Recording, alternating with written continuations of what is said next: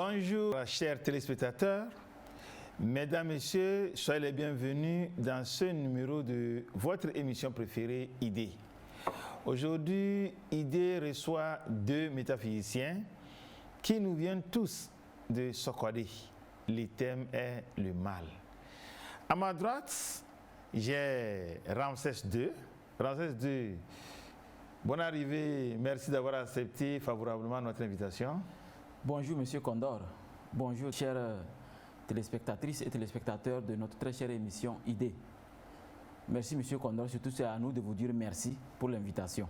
J'ai de la Flèche du Soleil qui aussi a accepté notre invitation pour apporter un plus sur ce thème qu'est le mal. De la Flèche du Soleil, merci. Bien, très gentiment. C'est à vous le merci, hein, parce que tout ce que vous faites pour cette émission Idée, c'est incommensurable. Donc, nous tenons particulièrement à vous remercier pour ces efforts que vous déployez, afin que les téléspectateurs et téléspectatrices puissent, n'est-ce pas, être au contact de certaines réalités, sortir un peu de l'ornière de l'ignorance. Alors, nous sommes là pour essayer de créer la lanterne des uns et des autres, pour que les gens comprennent effectivement, quand on parle du mal, c'est quoi le mal. Oui, comme je le disais tantôt, est-ce que vous vous sentez à l'aise pour aborder ce thème avec moi, le mal? Moi, je crois que pour moi, personnellement, je suis bien à l'aise. Je suis d'abord bien confortablement assis pour pouvoir nous parler du mal. Bon, le mal, c'est quoi? Oui, moi, dans mon entendement, le mal, c'est quoi? C'est la souffrance, c'est la douleur, c'est la malchance, c'est l'anxiété, le stress. Et lorsque un individu ne se sent pas bien dans sa peau, il est malade. Donc, quand on parle du mal, le mal quitte, n'est-ce pas, plusieurs états d'un individu pour aller carrément prendre part dans la maladie. Parce que tout ce que je viens de citer là, il y a des maladies psychosomatiques, il y a des maladies psychologiques, il y a des maladies psychiques. Quand quelqu'un est anxieux, quand quelqu'un a des stress, quand quelqu'un est mélancolique, voit qu'il ne se porte pas bien, il ne joue pas de la vie. C'est un malade qui s'ignore. C'est un malade qui s'ignore.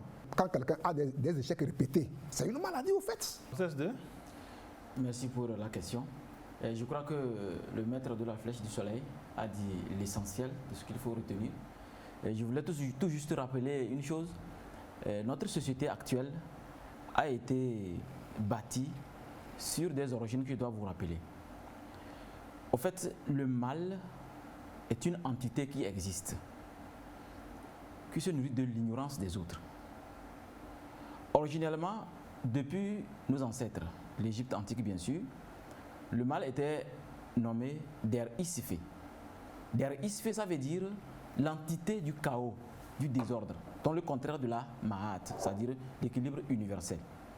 Alors, cette entité se nourrit de l'ignorance de l'être humain et profite pour développer son existence. Et son existence est entre deux pôles, le bien et le mal. Donc à l'antipode des deux. Il tire des énergies des deux côtés et forme son existence. Donc le mal existe chez un être humain tout simplement parce que l'être humain est ignorant de certaines lois. Mais quand la connaissance vous vient à la porte, quand vous la cherchez, que vous la découvrez, vous allez vous rendre compte qu'en fait le mal peut être contenu, maîtrisé. Parce que si vous laissez le mal fonctionner comme il veut dans votre vie, alors là, comme le disait le maître, vous aurez plusieurs maladies. Comment acquérir cette connaissance des lois de la nature pour éviter cette ignorance qui est la source du mal? Monsieur Condor, je crois que nos grands-parents, nos ancêtres nous ont appris beaucoup de choses. Cette connaissance, elle est simple. Elle s'ouvre à vous quand vous respectez les 10 commandements de Dieu, quand vous respectez vos parents, quand vous êtes en harmonie avec l'autre. Et de surcroît, quand vous ne faites pas le mal que vous ne cherchez pas chez vous, là vous allez voir que vous allez commencer à être naturel. Et dans cette vie naturelle, vous aurez des révélations dans votre vie. Pas forcément dans de grosses prières, dans un sommeil profond. Et vous arrivez même de vous réveiller et de dire, mais c'est extraordinaire, donc je rêvais. C'est tellement réel qu'on se demande si je rêvais. C'est parce que vous êtes un peu normal. Parce que quand on est normal, l'univers vous révèle certaines choses. Rien ne peut être caché à quelqu'un qui est normal, c'est-à-dire vous ne faites du mal à rien qui existe. De la flèche du soleil. Je voudrais un peu me lever au-dessus de tout ce que nous venons de dire. Pour moi, le mal, vous savez, c'est dans toutes les entités. Qu'est-ce que je voudrais dire? Vous voyez, il y a le règne minéral, le règne végétal et le règne animal. Vous voyez, quand vous voyez tous ces états d'entités souffrent. Je peux prendre le cas, par exemple, d'une roche qui a connu l'érosion. Vous voyez que cette roche a connu une érosion, elle a été détruite. Donc c'est une maladie pour la roche. Je peux prendre le cas, par exemple, quand je vais aller dans le règne végétal, il faut voir les bûcherons qui vont dans la brousse couper les arbres pêle-mêle. Vous savez que les arbres parlent. Tout ce qui vit expire. Il y a une disharmonie dans son entre intérieur. Quand l'entité là commence par souffrir, vous voyez que on peut dire que c'est le mal. Et ce mal peut être volontaire comme involontaire. Donc si nous prenons les trois états, ou bien les trois règnes, le règne minéral, le règne végétal et le règne animal, vous voyez que toutes ces entités-là qui forment le cosmos que Dieu a créé pour harmoniser la vie de tout être et pour lui-même, vous voyez que lorsqu'il y a une disharmonie dans ces entités, quand tout devient disharmonique, vous voyez que tout souffre. Donc il n'y a plus d'harmonie dans la nature, parce que Dieu a créé tout cela pour harmoniser la vie. Quand on parle de l'environnement, il y a un manque. Beaucoup de choses ont disparu. Il y a des animaux qui ont disparu, il y a des plantes qui ont disparu, il y a des herbes qui ont disparu. Dieu les avait créés pour un dessein clair. C'était pour harmoniser sa créature. C'est pour cela que, vous voyez, des fois, quand on parle de la protection de la nature, les gens croient que c'est des mots qui sont vains. Il faut protéger la nature pour notre propre survie. Donc, lorsque un animal manque de ces choses-là, c'est que cet animal-là devient aussi malade. Et ça veut dire que l'être humain porte en lui-même les sources du mal. Absolument. Comme l'a dit Ramsès II, le bien et le mal se côtoient. Vous voyez, il y a la nuit, il y a le jour. Il y a la lumière, il y a les ténèbres. Vous voyez, quand vous regardez dans la nature, tout est une question de dualité. Tout ce que Dieu a créé, c'est deux. C'est une question de dualité. Tout ce que Dieu a créé est une question de dualité. Dieu a créé toutes choses, deux. Dieu a créé l'homme et la femme. Ouais, si ce n'est pas qu'aujourd'hui, il y a ce désordre-là que nous, les métaphysiciens, nous jugeons vraiment pas orthodoxe. Un homme, en principe, avec un homme, on ne peut pas parler d'homosexualité. Aujourd'hui, tous nos malheurs proviennent de ce désarroi-là, de cette déviance qui font qu'aujourd'hui, le monde, la nature est souillée, elle n'est plus acceptée par Dieu et quelque part, nous, les métaphysiciens, nous disons que Dieu est fâché. Ramsès II, il disait, est-ce qu'on peut dire que quelque part, l'être humain porte en lui-même les sources du mal? En fait, si on s'en tient à la création de l'être humain, la main de l'être humain est créée, puisque nous sommes faits de deux polarités, avec plusieurs dimensions. La polarité passive et active, que j'appelle le magnétisme et l'électricité.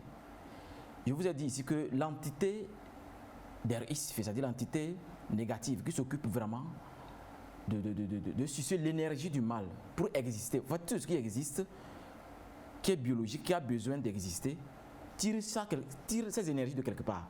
C'est comme les plantes, les cailloux, l'air, l'eau, la terre, le feu, tout ça là.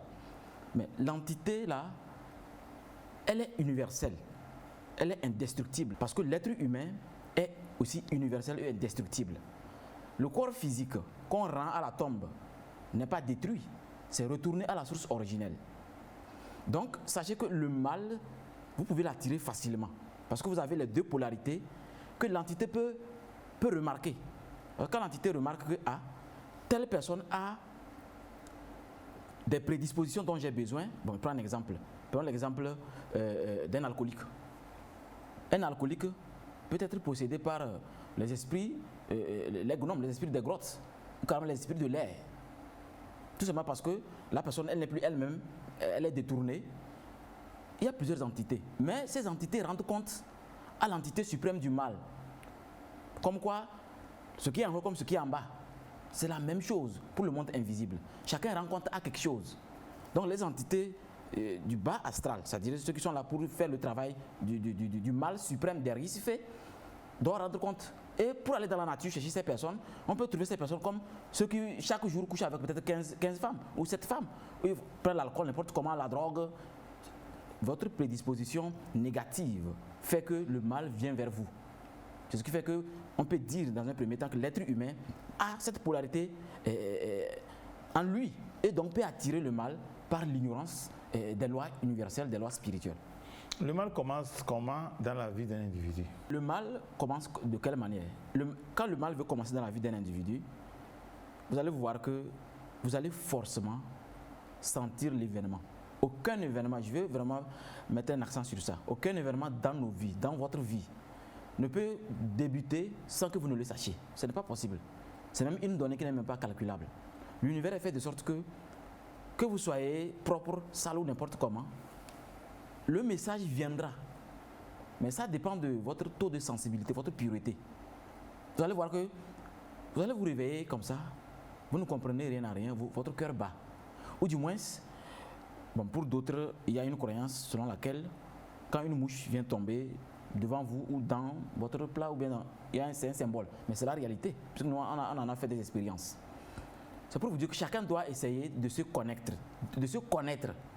et voir de quelle manière le mal avertit avant d'arriver. Parce que le mal avertit toujours avant d'arriver. C'est une loi universelle, c'est une obligation. C'est la raison pour laquelle les personnes les plus importantes, les décideurs, qui savent se concentrer avant de décider, sauront toujours comment éviter le mal. Parce que quand il est là, il faut essayer de s'adapter. De la flèche du soleil? Moi, dans ma logique de compréhension, vous voyez, comme il a dit, parce que le monde n'est que vibratoire. C'est une question d'énergie. C'est le magnétisme, c'est l'électricité. Le monde est électrique, l'univers est électrique. Donc, comme il a si bien dit, vous voyez que vous pouvez attirer le mal. Par exemple, je prends le cas des gens qui ont des préjugés. Des gens qui se nourrissent de préjugés. Vous vous auto-détruisez sans vous rendre compte.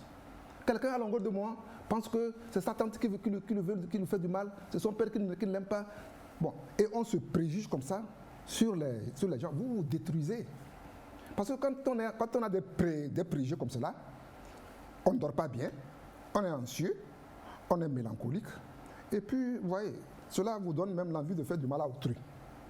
Parce que vous croyez qu'il est votre ennemi potentiel. Donc, soi-même, on peut attirer le mal. Ou bien, on peut vous envoyer ce mal-là, sur le plan naturel comme sur le plan surnaturel. Parce qu'il y a le plan naturel et le plan surnaturel. Il y a des maladies naturelles et des maladies surnaturelles. Donc, comme je l'ai dit, quand quelqu'un attire vers lui ces ondes négatives-là, qui le transforment, qui lui donnent une maladie. Parce que, je donne un exemple. Par exemple, quelqu'un qui se bile à longueur de moment, quelqu'un qui est énervé à longueur de moment. Vous voyez, c'est le foie. Ça agit potentiellement sur le foie. Les mélancoliques là. Vous voyez que la plupart du temps, quand vous voyez les gens ont des cirrhoses de foie, quand vous savez les observer, c'est des gens qui ont été anxieux, tristes, à longueur de temps. Et cela affecte leur foie et des fois les reins. Donc c'est pourquoi, quelque part, on dit que le rire est thérapeutique. À tout moment, il faut être content, il faut être joyeux. Même si on n'a pas d'argent, il faut dire que je vis, je suis là. La santé est primordiale. Quand on a la santé, il faut déjà rendre grâce à Dieu. Donc, je le disais, le mal, vous pouvez vous-même créer le mal autour de vous, comme des gens peuvent vous suivre, vous l'envoyer. Une maladie naturelle qui peut vous attaquer. Bon, nous les connaissons. Mais les maladies surnaturelles, on peut aussi les préparer par les vampires, les méchantes personnes, les gens de sciences occultes, hein, les métaphysiciens négatifs, tout cela, peuvent d'une façon ou d'une autre vous envoyer une maladie pour que vous en souffriez. Parce qu'après tout, comme nous l'avons dit, le mal, c'est la souffrance, c'est la misère. Tout est mental, c'est dans la tête que tout travaille. C'est ici. Tout, la machine qui ordonne tout, qui commande tout, c'est dans le cerveau, c'est dans le mental. La télépathie, c'est une science exacte. C'est-à-dire que je peux rester, si demander à ma femme de me préparer la pâte beurrée à midi, j'arrive, c'est ça qui est fait. Si je me suis vraiment préparé dans l'observation, dans la concentration, je peux tout faire à partir de mon mental. Donc quand quelqu'un est là, à longueur de moment, il attribue les torts aux autres, tout ça là, lui-même, il crée une entité négative Il a si bien dit, parce que les entités sont dans l'air, hein, c'est dans l'air ambiant. Ils sont là, les gnomes, les gnomes, les sylphes, les entités là. Quand vous prenez les gnomes, c'est les esprits de la terre. Les sylphes, c'est les esprits de l'air. Les salamandres, esprits de feu. Les ondines, c'est les esprits de l'eau. Et aujourd'hui, vous voyez que quand vous prenez, n'est-ce pas, le groupe terrestre, les 3 quarts, n'est-ce pas, du groupe terrestre, c'est de l'eau. Donc, vous voyez, c'est pour ça que vous voyez que l'ondine, aujourd'hui, ce que nous appelons Mami Wata, ou bien Marie de nuit, etc., vous pouvez l'appeler comme vous voulez, les incubes, les succubes, tout cela. C'est ça qui, aujourd'hui, affecte beaucoup de foyers. Vous allez voir qu'il y a beaucoup de désordres dans les foyers, dans les couples. Il y a des divorces qu'on ne comprend même pas. Ce sont ces entités-là qui sont en train de détruire l'univers.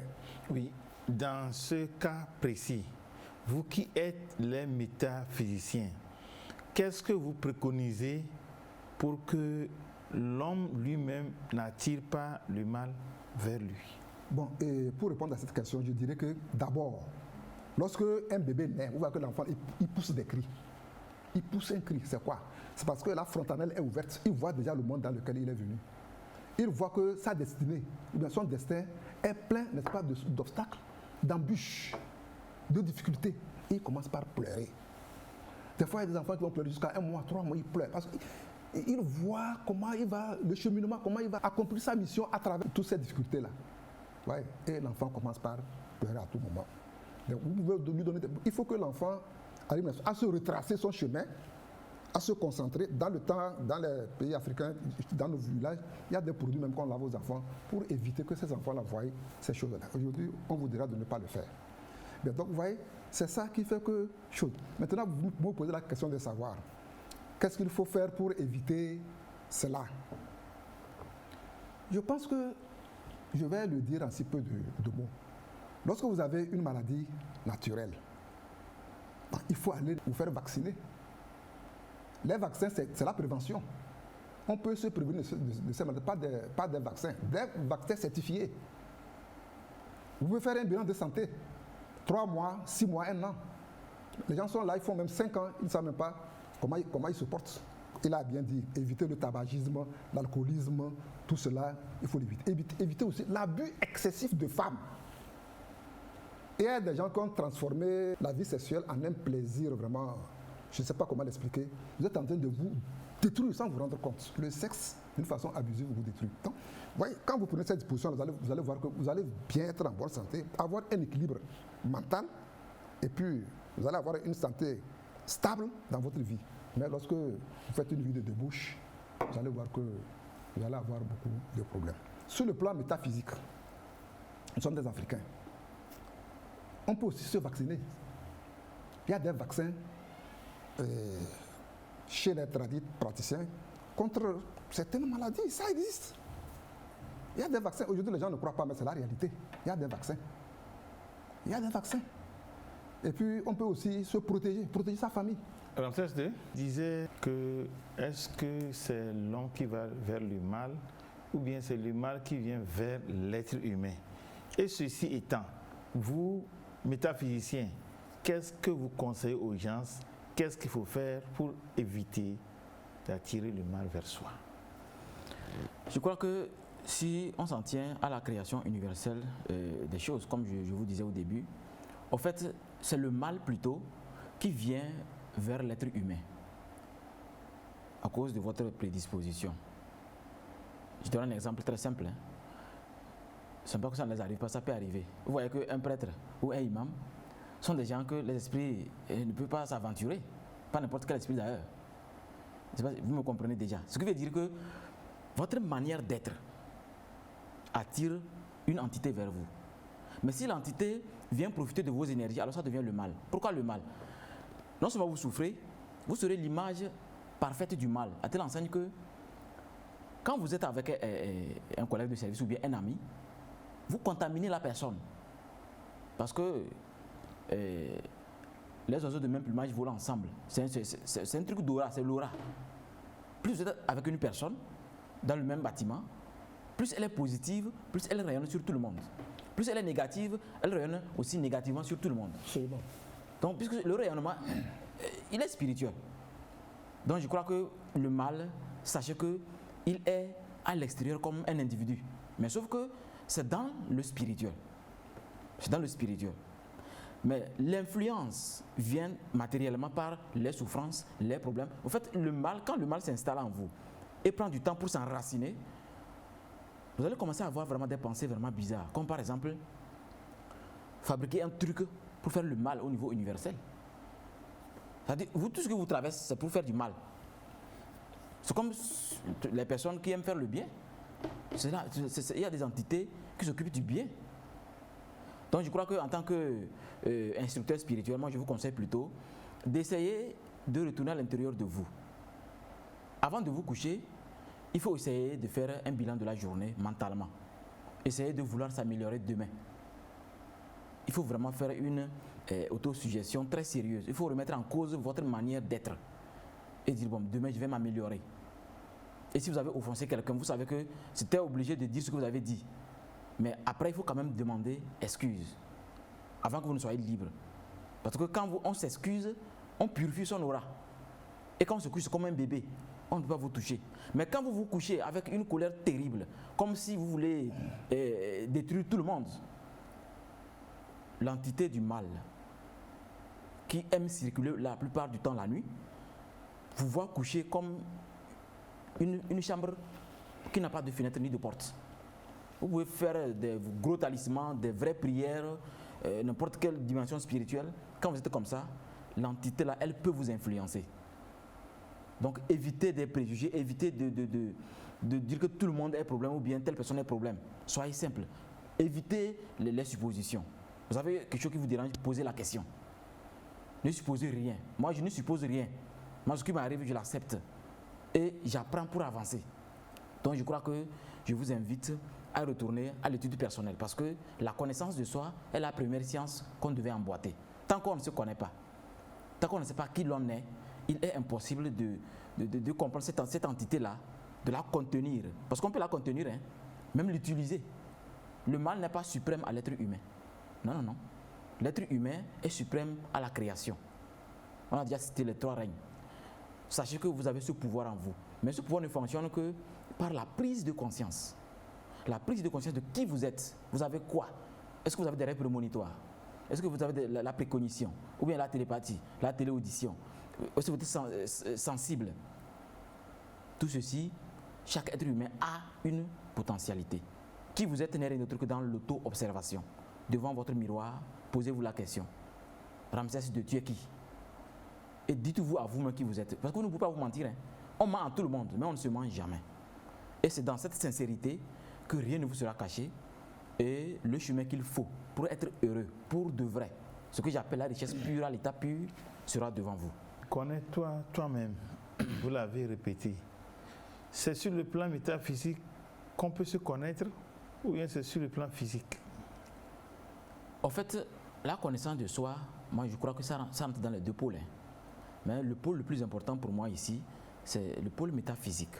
Parce que si on s'en tient même l'origine même du mot, par, je crois, Socrate, si ma mémoire, oui, en 1855, en fait, le mot a été emprunté au proton de l'Égypte antique. On avait écrit ça, mais notez que ce n'était pas écrit pour les Africains. Je voulais souligner ça. C'était écrit pour les visiteurs, les Platon, à l'époque, imaginez tous ces philosophes-là qui venaient puiser à l'Égypte antique. On avait écrit ça pour leur dire que s'ils ne se connaissent pas, ils ne peuvent rien découvrir en Égypte. Donc l'Africain n'a pas besoin de se chercher parce qu'originellement, on se connaît. Mais pour détruire cette connaissance qui est en nous, alors on nous amène d'autres connaissances qui nous déroutent. Donc je crois que la connaissance de soi, elle nous permet, dans un premier temps, de découvrir les armes spirituelles que nous avons et de savoir les utiliser pour le bien de nos activités. De la flèche du soleil. L'humilité et le silence, c'est un grand pouvoir. Le silence est un grand pouvoir. Quand vous voyez les gens qui ne parlent pas, mais qui savent agir, ils ont un pouvoir incommensurable. Parce que la parole, chaque fois que vous sortez des mots là, si vous ne savez pas les contrôler, vous détruisez autour de vous beaucoup de choses, vous-même vous détruisez.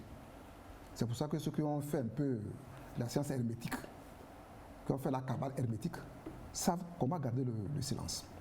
L'humilité, quand on parle de l'humilité, c'est-à-dire que la tolérance, parce que quelqu'un qui est tolérant, c'est quelqu'un qui a de l'humilité. La tolérance est aussi, c'est un arcane très puissant dans la Kabbale.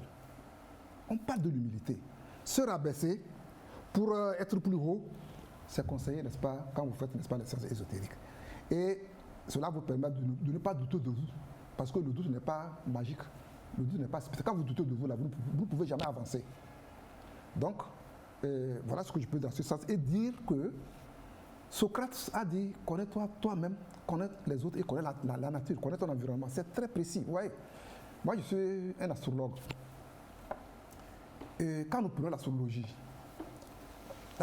va vous parler des métaux que vous devrez porter sur vous. On ne porte pas n'importe quel métal, vaille que vaille. Il y a des métaux qui vous détruisent quand vous les portez sur vous. Par exemple, quelqu'un qui est du signe bélier ne peut pas porter le plomb, ça le détruit. Donc on vous dira quels sont ces fleurs-là qui harmonisent votre vie. Quel est votre parfum? La femme avec qui vous devrez aller. Parce qu'on ne se marie pas parce qu'on a trouvé une belle fille, une belle femme quelque part. Il faut voir les affinités, ce qui vous rapproche. On appelle ça les astro-affinités. Est-ce qu'avec le bélier, avec le taureau, est-ce que je peux me marier? Donc, l'astrologie va au-delà de tout cela. Et c'est toutes ces choses-là qui vous permettent à profondeur de bien vous connaître. Quand on parle de la connaissance de soi, c'est vraiment profond, c'est dimensionnel.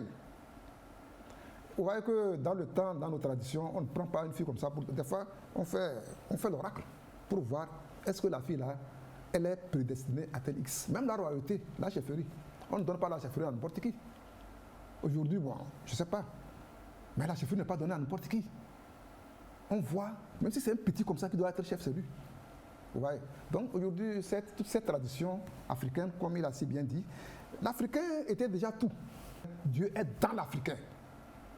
Les Européens, ayant su que Dieu est dans l'Africain et que Dieu est africain, ils ont passé par des manières pour nous endormir et essayer de nous envoyer, n'est-ce pas, à l'abattoir. Et ce qui se passe actuellement avec tout ce que nous observons dans ces derniers temps-là. Les temps que la Bible appelle la fin des temps. Ouais, c'est ce qui est en train de se passer exactement. L'Africain le savait. C'est pourquoi il y avait ce qu'on appelle les totems de village, il y avait les interdits de village, la nuit on ne devrait pas siffler. Vous voyez, je vais vous faire une... Bon, je ne sais pas si c'est bon de dire ça sur les antennes ici. Vous voyez, quelqu'un qui a l'habitude de... Quand il veut faire des rapports avec la femme, il prend son doigt, il met tout ça là. Il se détruit. Connais-toi toi-même, connais ton environnement et connais les autres.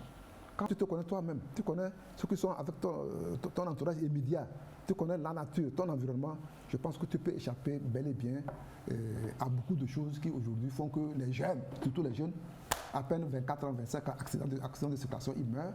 Une famille qui constate qu'en son sein, il y a des troubles, il y a des problèmes, il y a des mésententes, comment peut-elle se prendre pour éradiquer le mal? La famille, remarque que dans la famille, il y a le désordre. On ne s'entend pas. Bon, en Afrique, on parle de l'arbre à palabre. Ce n'est pas fini. Quand il y a des problèmes comme ça, essayez de discuter. Si c'est la femme et son mari, c'est la communication qui des fois manque d'ailleurs. Il faut essayer de communiquer, de discuter pour voir. Parce que nous venons des familles différentes, avec des éducations différentes. Donc, on va essayer de voir et surtout s'adapter. Parce que vous ne pouvez pas trouver un foyer parfait, vous ne pouvez pas trouver un mariage parfait. C'est une question de conciliation, d'adaptation. Il faut qu'on s'adapte. Quand vous arrivez à vous adapter, vous voyez que vous êtes en train de résoudre ces problèmes-là. Quand ça ne va pas, il y a la belle famille. Allez vers la belle famille aussi, voir comment la belle famille peut aussi vous aider à faire ça. Mais quand le problème devient un peu métaphysique, sorcellaire, là, il faut aussi aller chercher dans les rites de sorcellerie ou bien de métaphysique. Mais quelque part, je tiens à vous dire que quelque part, le démon est très fort. C'est un cas que je vais évoquer ici. Le diable, il est très fort. Des fois, le diable va, n'est-ce pas, endurcir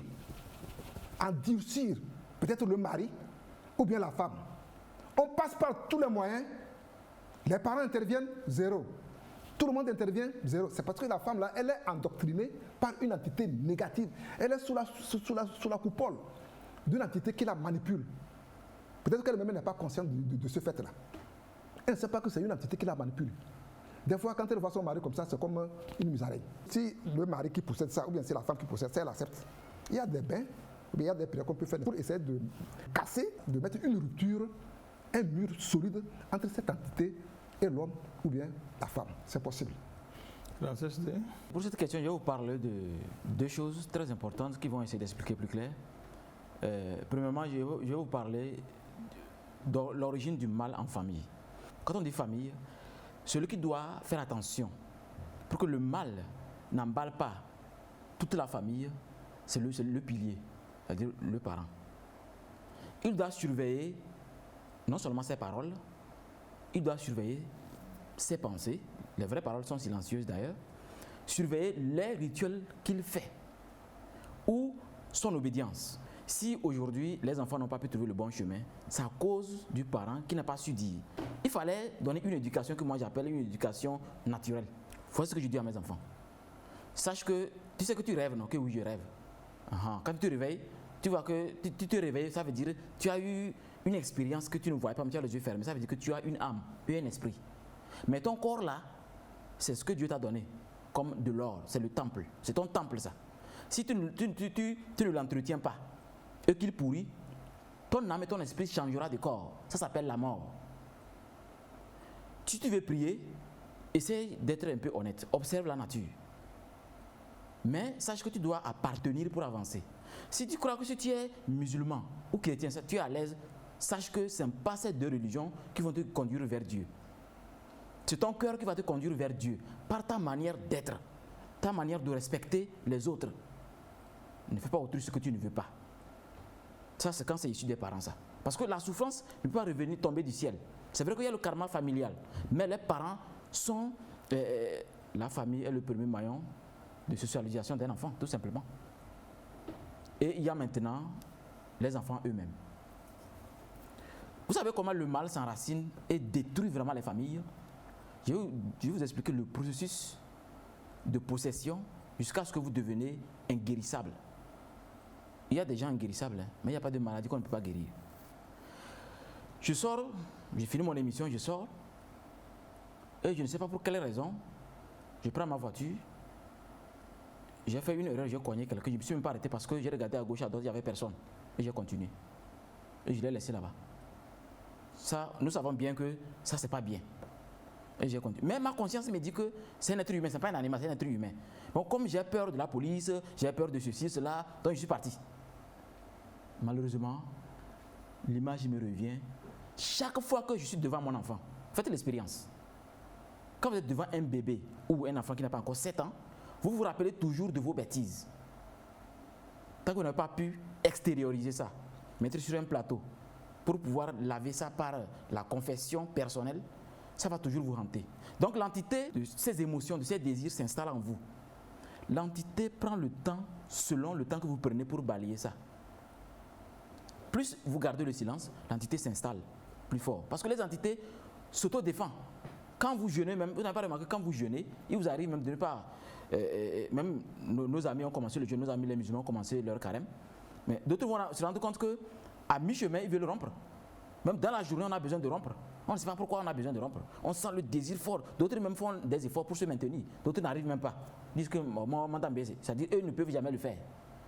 C'est parce qu'il y a une entité qui ne fait pas partie de votre naissance. Quand on vient au monde, on est clair, comme un cristal.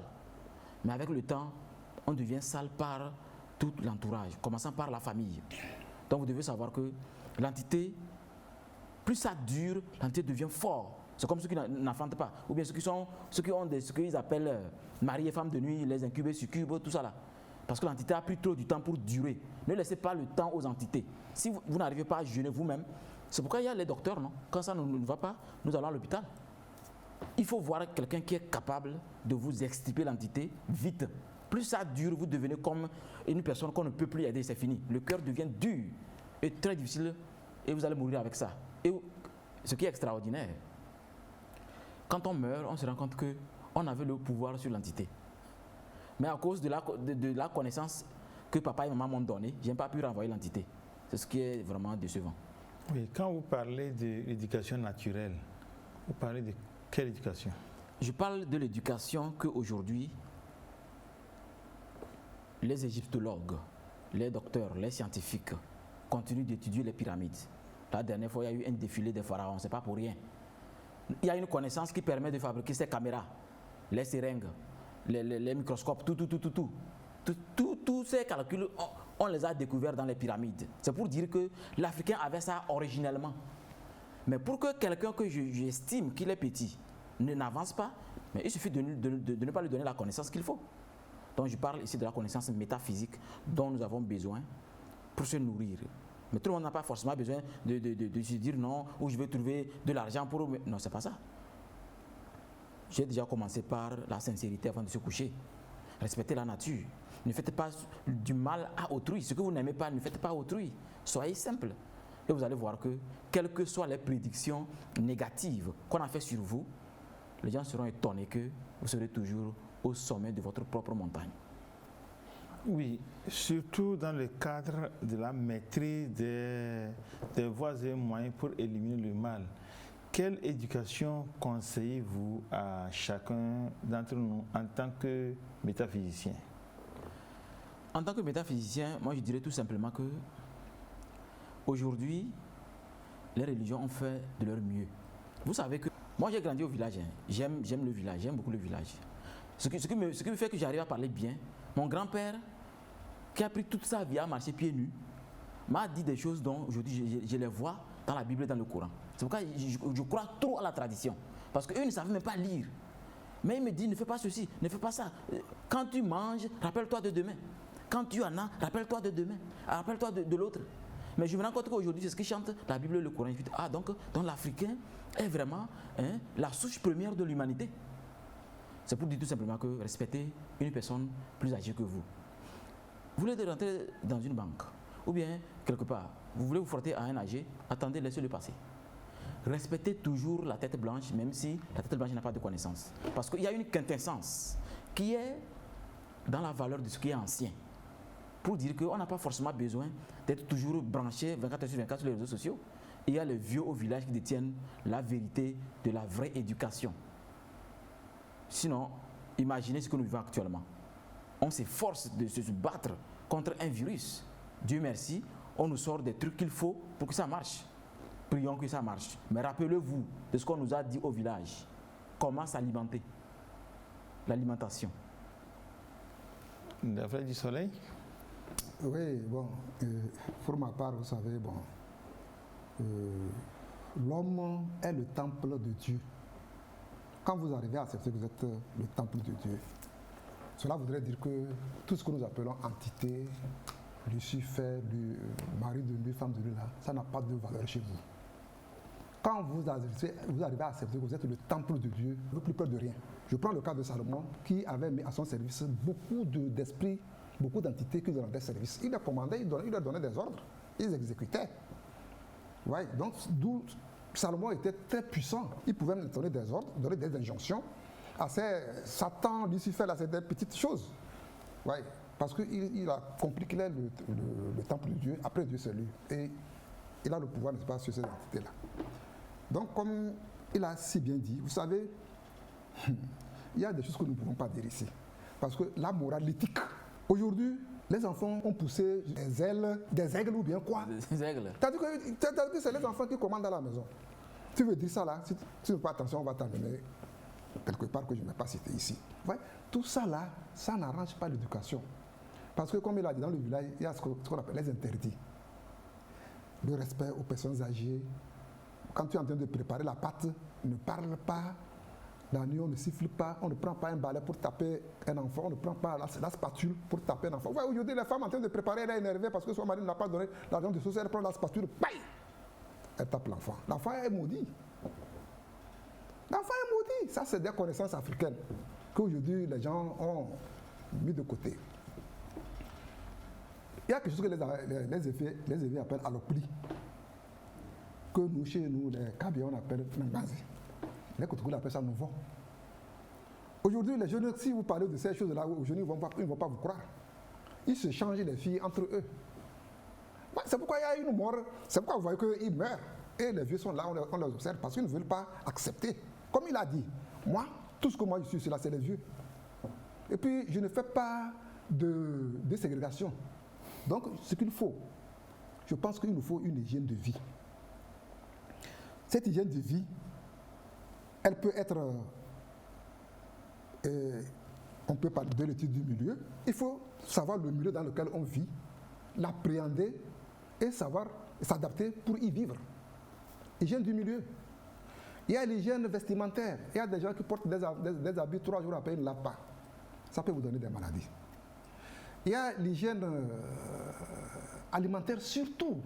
Il faut avoir une hygiène de vie correcte. Je l'avais déjà dit, la prise des alcools, des drogues, tout ça, là, il faut éviter ça. C'est ça qui peut capitaliser en vous ces énergies qui sont latentes en vous, qui vous permettent de vivre, d'être un centenaire. On peut vivre 100 ans si on a adopté une hygiène de vie normale, en respectant, comme il a dit, les 10 commandements de Dieu. Il y a quelque part même il y a quelque part qu'on appelle les 7 péchés capitaux. Il y a l'orgueil excessif, c'est moi, en dehors de moi il n'y a personne. Je suis le jour et la nuit, je suis le soleil et la lune. C'est moi qui dis puis tout le monde doit suivre. C'est ça qu'on appelle un orgueil excessif. C'est un peu le narcissisme. C'est-à-dire qu'on a une admiration exagérée de soi-même dans toute prise de décision. C'est pas bien. Il y a maintenant ce qu'on appelle la luxure. La luxure, c'est quoi? C'est le dévergondage. C'est-à-dire que quelqu'un qui se poumonne dans les bars, il revient à 4h du matin, laissant les enfants et la femme et les enfants à la maison, il revient dans des bars. C'est quand le porte-monnaie est vide qu'il revient à la maison. Ça, c'est la luxure. Avec les prostituées, c'est la luxure. Il y a ce qu'on appelle la paresse. La paresse. Tu ne mangeras qu'à la sueur de ton front. Les femmes sont insoumises au foyer. L'insoumission totale. Quand une femme qui est le pilier de la famille est insoumise à son mari, dans un bateau, il n'y a pas de capitaine. C'est-à-dire que le bateau là, va chavirer. L'éducation des enfants ne sera pas assurée. Et c'est vraiment malheureux. L'envie. Donc ça fait les 7 péchés capitaux qu'il faut. Oui, parlez-nous de la gourmandise. Bon, la gourmandise, je prends le cas de la gourmandise. Par exemple, un chef de service. Toujours j'évoque ça. Un chef de service. Bon. Et peut-être qu'il y a des choses qu'on doit quand même... On dit que quand la bouche mange, il faut que la barbe se profite, non? Oui. Donc un chef de service qui, n'est-ce pas, il sait qu'il peut intéresser ses agents pour les aiguillonner à bien travailler. Tout ça là, il prend ça pour lui, il partage aux filles, des bons de sens, tout ça là, il donne ça alors que les gens sont à côté de lui pour travailler. C'est la gourmandise. C'est pas bien, c'est un péché capital.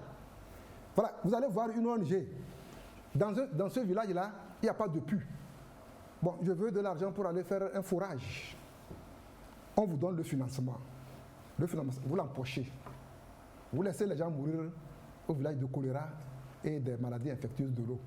C'est un péché capital. Vous aurez pu sauver des vies humaines.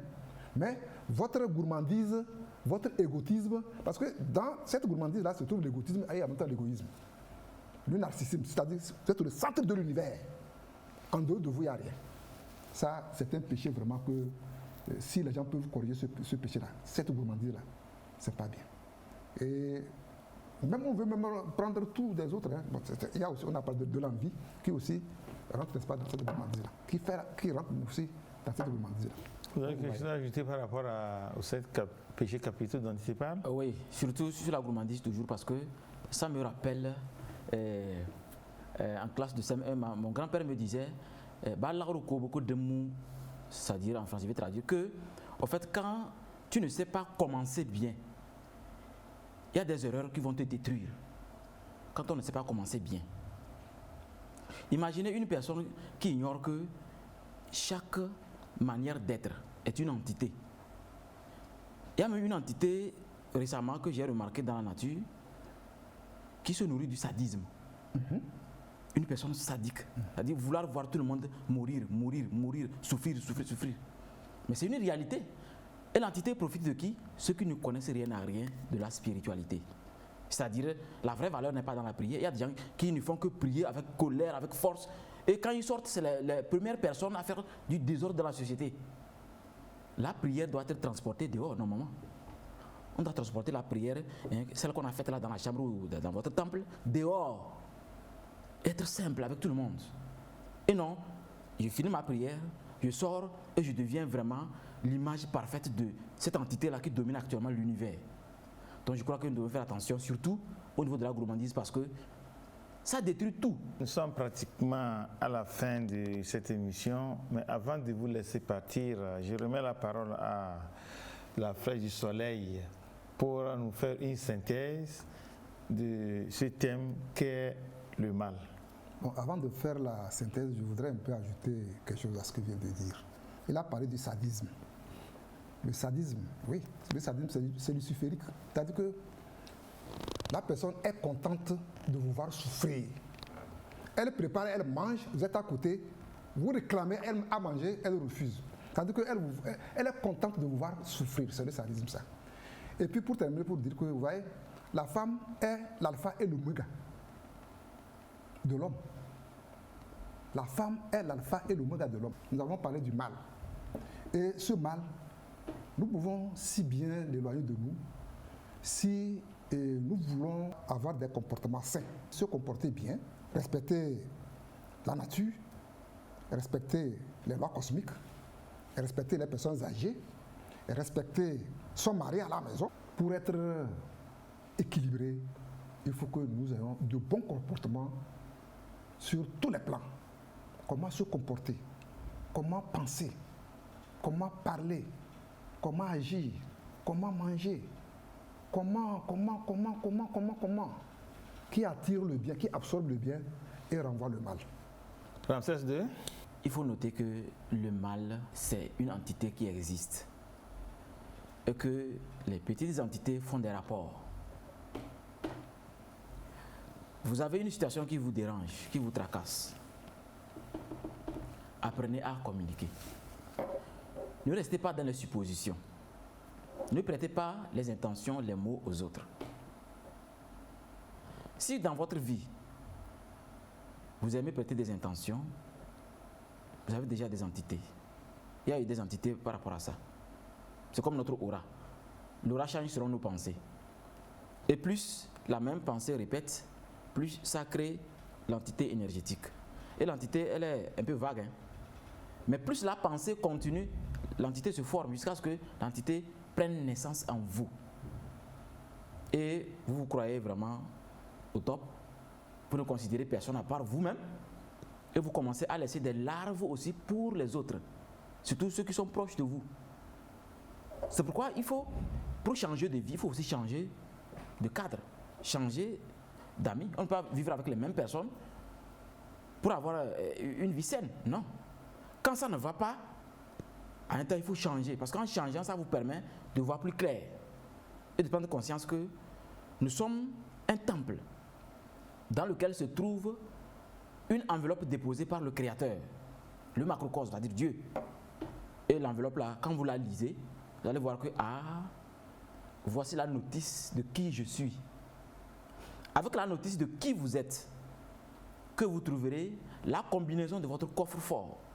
Parce que dans votre coffre-fort se trouvent toutes vos potentialités avec lesquelles vous pourrez défier ce monde où le mal gangrène.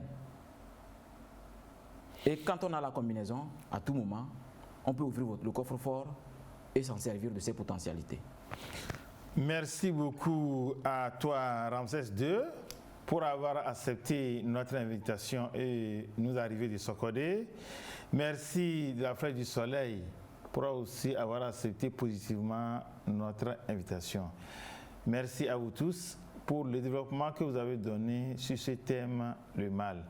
J'espère que nous avons pris conscience de tout ce que vous avez dit et que les leçons ne seront pas dans les oreilles d'un sourd.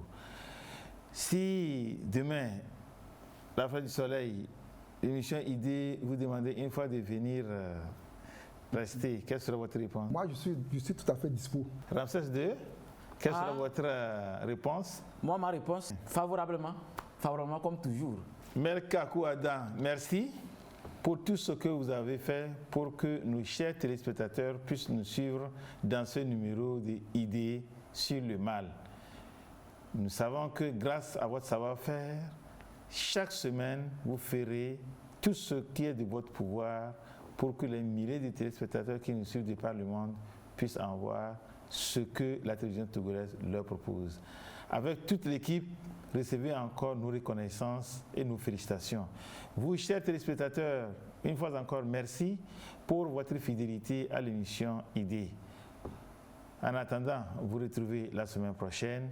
Je vous dis au revoir.